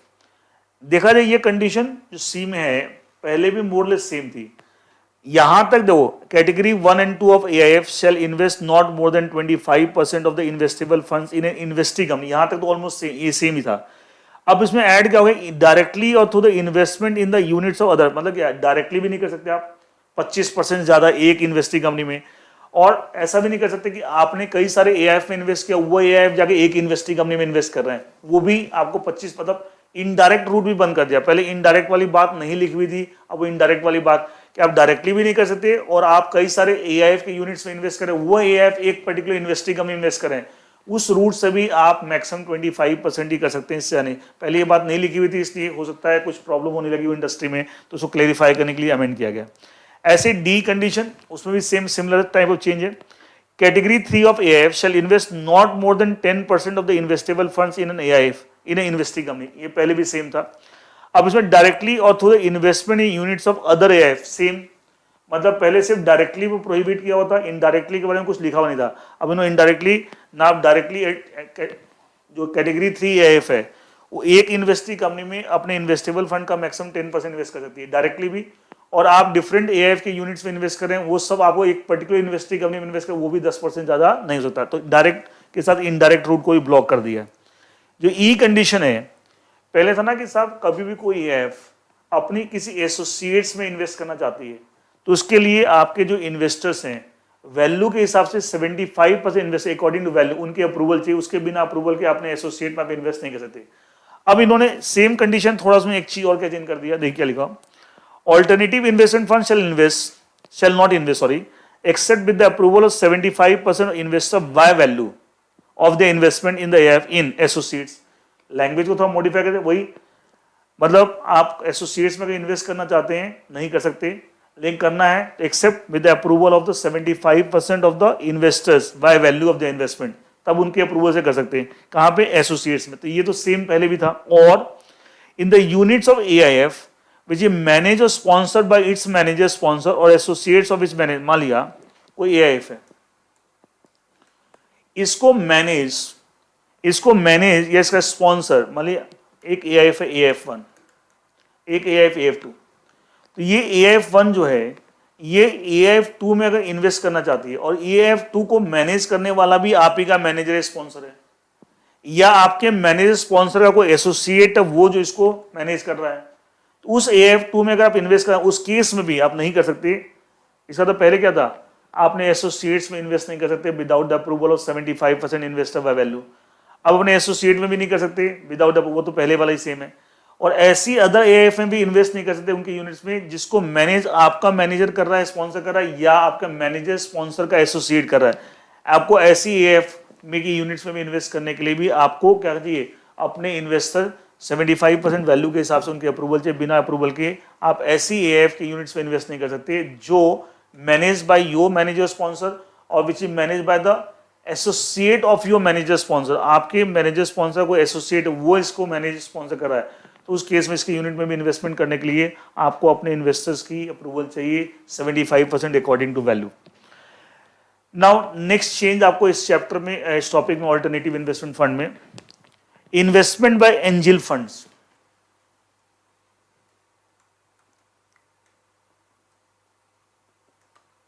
Investment by angel fund, इसमें starting में लिखा हुआ था first point था, इसमें कई point, पहला point था, फर्स्ट पॉइंट था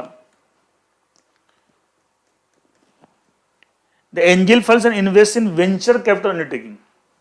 तो वेंचर कैपिटल अंडरटेकिंग की जगह हो गया स्टार्टअप, और स्टार्टअप की डेफिनेशन अभी ऊपर ऐड हो गई है आपको जो मैंने बताई थी। तो अब हो गया angel fund shall invest in startup, पहले था angel fund shall invest in venture capital undertaking. कैसी वेंचर, विच, तो वेंचर कैपिटल अंडरटेकिंग की जगह क्या होगा, स्टार्टअप। तो angel fund shall invest in startup which, अच्छा उसका 4 कंडीशन थी, A B C D। तो A और B तो अबॉलिश हो गई, वो दोनों कंडीशन हट गई, अब रह गई खाली C और D। तो जब 2 ही कंडीशन रह गई, A और B, तो कंडीशन जो पहले थे वो अबॉलिश हो गई, तो रह गई C और D। तो C क्या बन गई, A, और D क्या बन गया, B।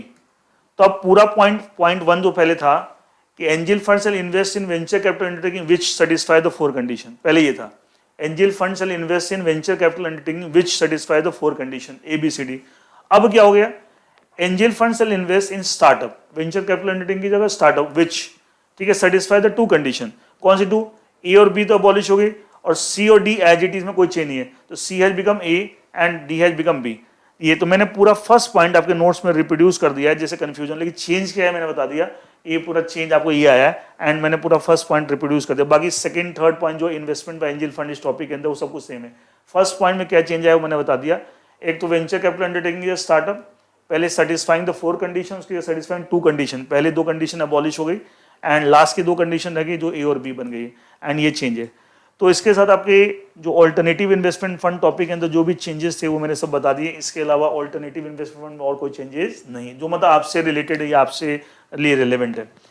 और इसके साथ आपका जो कॉर्पोरेट फंडिंग, इसके साथ आपका जो कॉर्पोरेट फंडिंग का जो पेपर है, corporate funding and listing stock exchanges, जो प्रोफेशनल प्रोग्राम न्यू सिलेबस का पेपर है इन द मॉड्यूल 3, ठीक है, उसमें जो भी चेंजेस थे मैंने सारे अमेंडमेंट्स आपको मैंने बता दिए, ठीक है।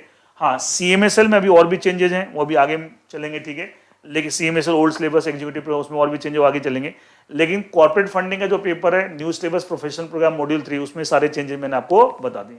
सो that is all for the amendments for December 2021 exam, and that is all, thank you. एक टॉपिक आपका सिक्योरिटीज मार्केट इंटरमीडिएरीज,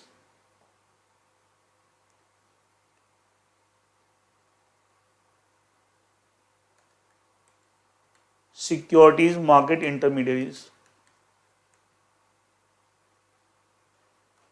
ये आपका चैप्टर नंबर 19 है SLCM में, जो न्यू सिलेबस का पेपर है आपका एग्जीक्यूटिव प्रोग्राम का। और similarly in the old syllabus एक पेपर है, उसका टॉपिक उसका नाम है capital market intermediates. Change same है, टॉपिक का नाम है, बता दूं आप कंफ्यूज ना हो जाए। एंड वो चैप्टर नंबर 4 है in the CMSL old syllabus paper.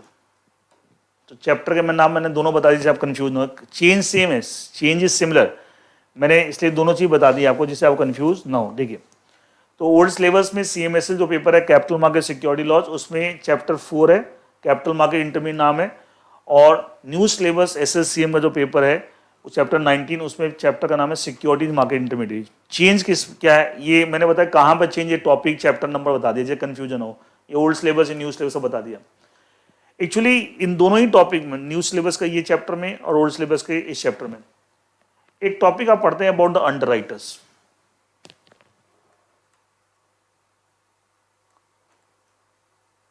पढ़ते हैं।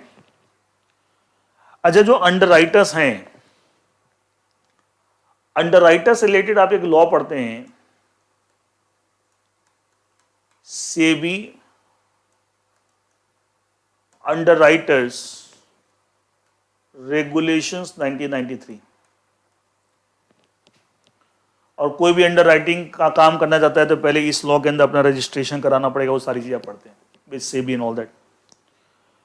एक्चुअली अभी रिसेंटली क्या हुआ, ये लॉ एबॉलिश कर दिया, it has been abolished, repealed, repeal बोल सकते हैं, एबॉलिश बोल सकते हैं। और अंडरराइटर से रिलेटेड, अंडरराइटर से रिलेटेड जो प्रोविजंस हैं, मतलब अंडरराइटिंग का कंसेप्ट या अंडरराइटर कंसेप्ट खत्म नहीं हुआ, वो कंसेप्ट अभी भी है, बट उससे रिलेटेड जो अलग से लॉ था सेबी अंडरराइटर रेगुलेशन 1993, उसको लॉ को अबॉलिश कर दिया। मतलब कंसेप्ट और underwriter still there, underwriting concept अभी भी है, अंडरराइटर्स अभी भी होते हैं, लेकिन उससे रिलेटेड जो अलग से स्पेसिफिक लॉ था सेबी अंडरराइटर रेगुलेशन 1993, उसको अबॉलिश कर दिया। अब उसकी जगह किया क्या, आप जानते हैं स्टॉक ब्रोकर्स जो होते हैं, जिसके थ्रू हम ट्रेडिंग करते हैं in the stock market, in the stock exchange, और इससे रिलेटेड जो लॉ है सेबी स्टॉक ब्रोकर्स रेगुलेशंस 1992,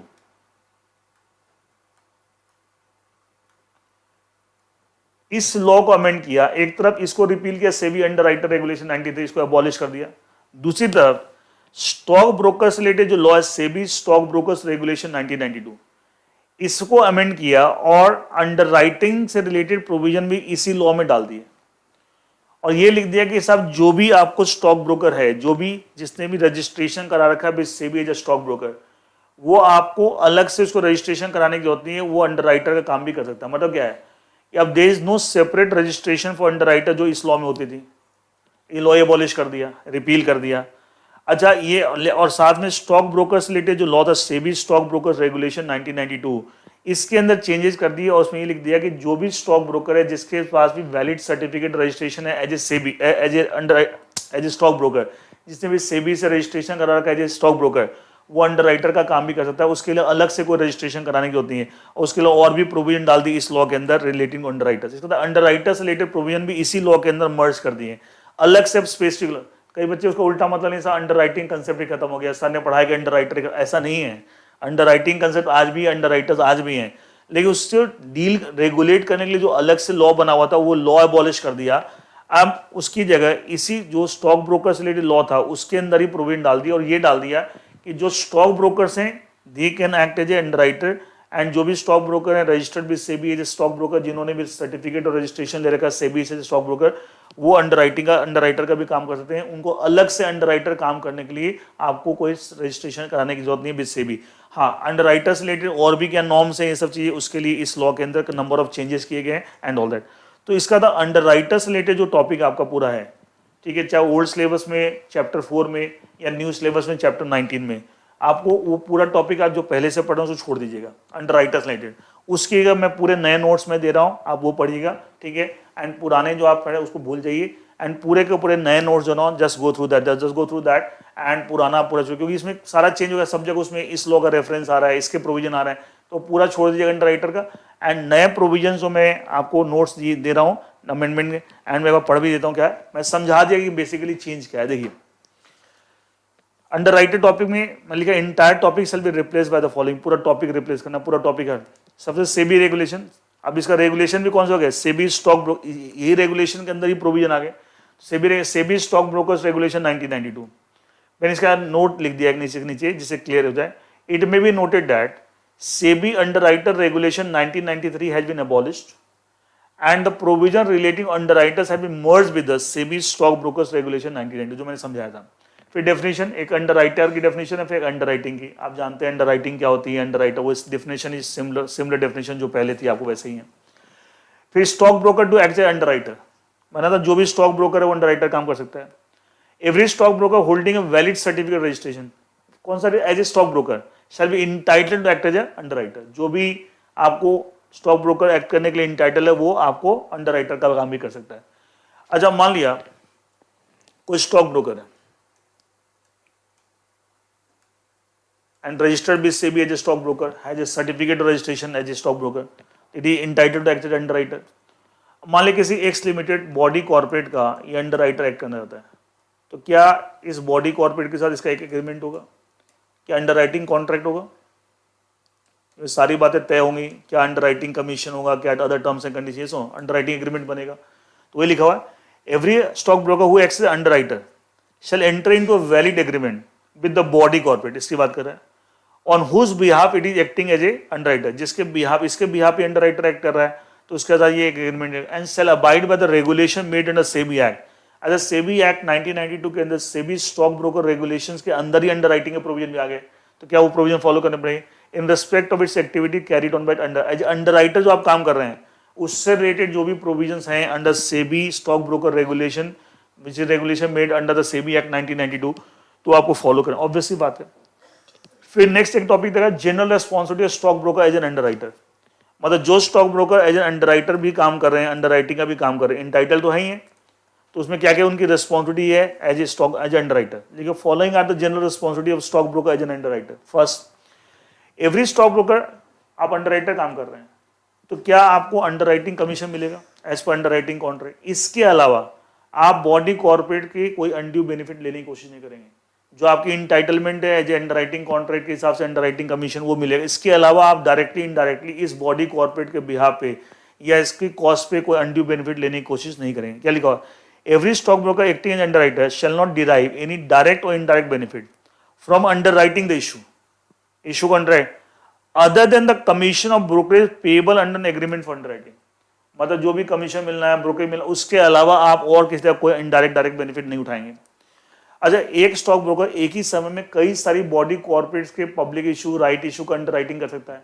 तो जितने भी आपने बॉडी कॉर्पोरेट के under at a particular point of time उनके साथ कॉन्ट्रैक्ट होगा, उन सब का मिला के आपने कितनी कितनी अंडरराइटर सब मिला लीजिए, और उसकी जो नेटवर्थ है उसके स्टॉक ब्रोकर की नेटवर्थ उसके 20 टाइम से ज्यादा की आप अंडरराइटिंग नहीं कर सकते. अब क्योंकि कल के दिन मान लिया आपको कई जगह इशू फ्लॉप हो गए, कई जगह शेयर लेने पड़ गए, तो क्या आपकी नेटवर्थ हिल सकती है. तो लॉ बोलता है नेटवर्थ से 20 गुना से ज्यादा नहीं. देखिए लिखा हुआ, the total underwriting obligations under all the agreements, मतलब जितने भी बॉडी कॉर्पोरेट के साथ आपने अंडरराइटिंग एग्रीमेंट कर रखे हैं, under all the agreements shall not exceed 20 times of the net worth. मतलब स्टॉक ब्रोकर की जो नेटवर्थ है उसका 20 गुना से ज्यादा आपकी अंडरराइटिंग ऑब्लिगेशन कलेक्टिवली जितने भी बॉडी कॉर्पोरेट के साथ आपने एग्रीमेंट करा उससे ज्यादा नहीं होनी चाहिए. तीसरा ऑब्लिगेशन, मान लिया आपने इस एक्स लिमिटेड के लिए आप अंडरराइटर एक्ट कर रहे हैं. अच्छा, ये मान लिया पब्लिक इशू लाया, लोगों ने शेयर नहीं लिए, ये राइट इशू लाया, एग्जिस्टिंग शेयरहोल्डर ने शेयर नहीं लिए, क्या रिमेनिंग शेयर अंडरराइटर लेगा. तो क्या ये बॉडी कॉर्पोरेट को कन्वे करेगी साहब आपकी अंडरराइटिंग ऑब्लिगेशन आपको क्या नाम है इन्वोक हो गई है. तो जिस दिन इसको इंटीमेशन मिलेगी आपको लेना है उसके 45 दिन के अंदर आपको परचेज कर लें, सब्सक्राइब कर लेनी है. देखिए क्या लिखा, every stock holder acting as an underwriter in the event of being called upon to subscribe for security body को, जब इसको बोला जाए कि आप सब्सक्राइब कीजिए pursuant an agreement, this agreement underwriting contract such subscribe to such security within 45 days of the receipt of such intimation from such body corporate. उस body corporate से जिस दिन आपको इंटीमेशन मिली इस आपकी आपको ये सब्सक्राइब करना कि वो पब्लिक ने नहीं लिए, अगर पब्लिक इशू केस है, राइट इशू केस है तो एग्जिस्टिंग शोल्डर नहीं लिए, तो उस केस के जिस दिन आपको इसकी इंटीमेशन मिली बॉडी कॉर्पोरेट के 45 दिन के अंदर you must subscribe for the security जो आपकी अंडरराइटिंग ऑब्लिगेशन में आ गई है, एंड वो आपको परचेज जरूर करना है विद इन 45 डेज. तो ये कुछ प्रोविजन है regarding the general responsibility stock broker as an underwriter. तो ये मैंने जो नए सेबी स्टॉक ब्रोकर रेगुलेशन के अंदर जो जो प्रोविजंस ऐड हुए रिलेटिंग अंडरराइटर उसमें कुछ कुछ मेन चीजें मैंने आपको बता दी, और क्या चेंज आया मैंने आपको सब चीज समझा दिया. अच्छा, इसके साथ आपका SLCM और CMSL में जितने भी चेंजेस थे सब मैंने आपको बता दिए. एंड एक चीज और मैं लास्ट में आपको बताना चाहूंगा, कई बच्चे सोचेंगे सर ये तो आपने बताया ही नहीं. एक लॉ है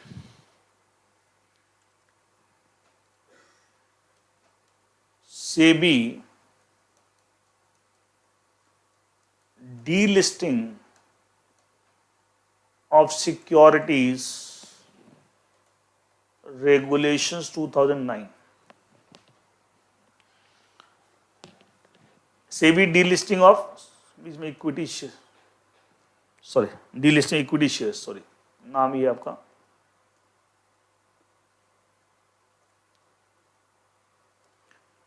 delisting of equity shares regulation 2009। ये जो टॉपिक है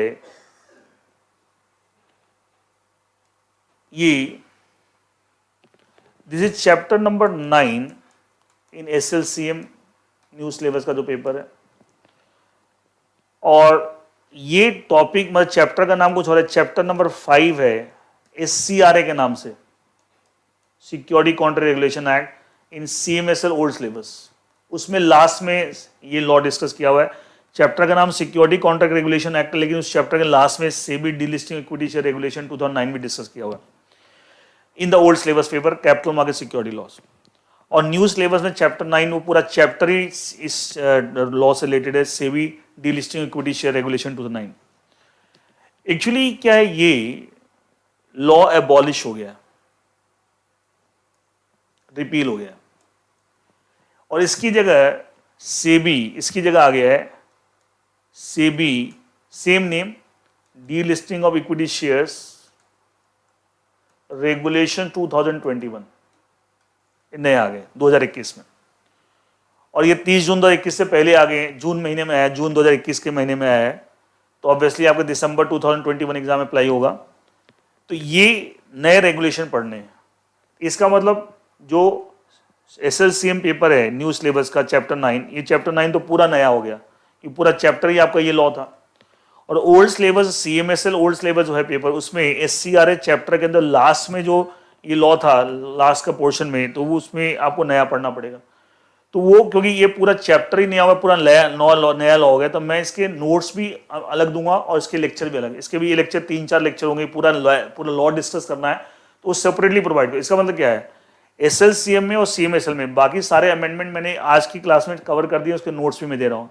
लेकिन मैं लास्ट में मैंने ये बात इसलिए डिस्कस की कि आप बाद में कंफ्यूज ना हो कि sir delisting of equity share नए रेगुलेशन आपने बताया नहीं, तो मैंने लास्ट में बता दिया कि सब इसके अलग से SEBI delisting equity share regulation 2021 जो नया आ गया है, इसके नोट्स और इसके लेक्चर ये मैं अलग से प्रोवाइड करूंगा अमेंडमेंट में ही अलग से। लेकिन अभी बाकी उसके अलावा उसके लिए सेपरेट 3-4 लेक्चर होंगे, डिटेल नोट्स होंगे, तो मैं अलग से प्रोवाइड करूंगा, ठीक है, एंड मैं सेपरेट रिकॉर्ड करूंगा, वो आपको मिलेंगे। लेकिन बाकी इसके अलावा बाकी सारे जो चेंजेस आपके पेपर में दोनों में SLCM new syllabus and CMSL old syllabus, वो सारे चेंजेस मैंने कवर कर दिए, मैंने सारे अमेंडमेंट्स कवर कर दिए। Is that okay? So that is all for today's class के सारे अमेंडमेंट्स मैंने कवर कर दिए। एंड इसके अलावा और कुछ आपको अमेंडमेंट्स, इसके अलावा और कोई अमेंडमेंट्स आपके नहीं है। और डीलिस्टिंग इक्विटी शेयर रेगुलेशन 2021 की जहां तक बात है, मैंने बताया मैं ऑल आपको सेपरेटली प्रोवाइड करूंगा, नोट्स भी और लेक्चर भी, ठीक है। Thank you.